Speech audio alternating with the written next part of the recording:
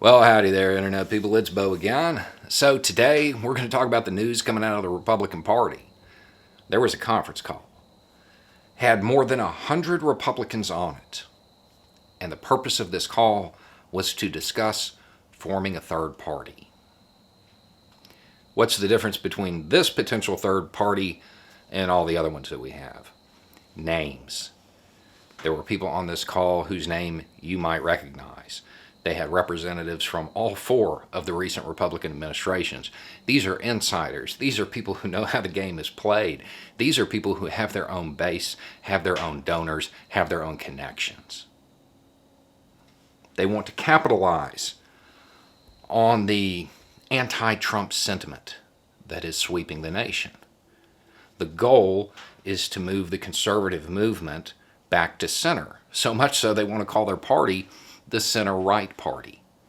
It makes sense. They're reading the room. They understand the way the wind is blowing. There is one small problem. The United States already has a center-right party. You might have heard of them. They're called Democrats. They control the House, the Senate, the Oval Office right now. Those people. Republicans have bought into their own propaganda. On the international spectrum, Democrats are center-right. They're not leftists. They're certainly not radical.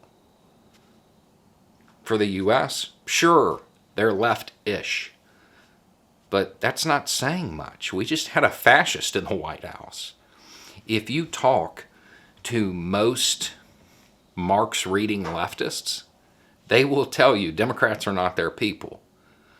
There are a few social democrats within the Democratic Party who I consider to be left, but most of the leftists from the Republican memes, they don't really claim them either. They're not leftists. They're center-right. Aside from that, though, makes sense. It's a good plan. I actually think that they would have the ability to seat people in the House and the Senate their first time out. Because the current Republican Party is not reading the room.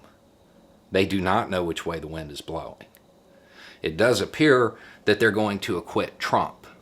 And then from that point forward, every new revelation looks bad on them. Every time one of the accused says, well, I did it because Trump wanted me to, it demonstrates that those in the Senate were incapable of seeing the truth.